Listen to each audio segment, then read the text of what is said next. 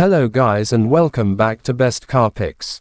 Range Rover is synonymous for building luxury SUVs with powerful engines and off-road prowess. So how does that fit into an electric future?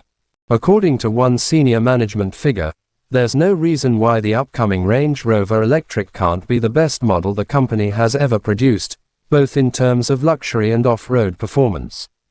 Ryan Miller, Range Rover's Global Marketing and Services Director, revealed the company has received more than 18,000 expressions of interest for the upcoming model, which isn't expected to be revealed until later this year.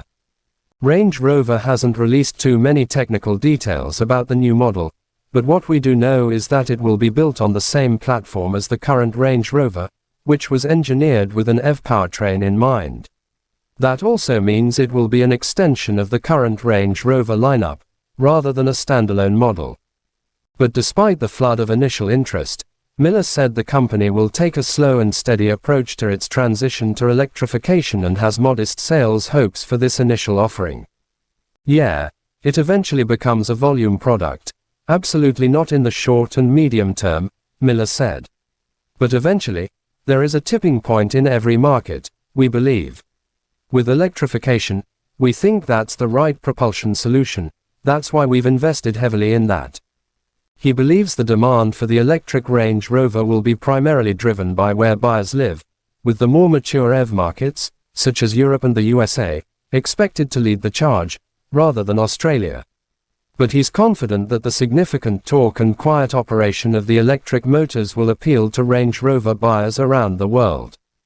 Off-road capability is an obvious focal point for Range Rover and an equally obvious challenge for EVs, especially in a country as sparsely populated as Australia.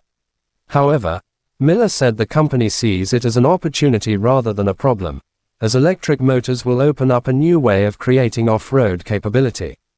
Range anxiety is going to be a big consideration, particularly for first-time purchasers. And I think the EV adoption rate will depend heavily on the infrastructure speed of development, he admitted. Does EV create more barriers for off-road performance? It makes it harder, but it liberates, at the same time. If you think about it, you go from zero to maximum torque in a split second.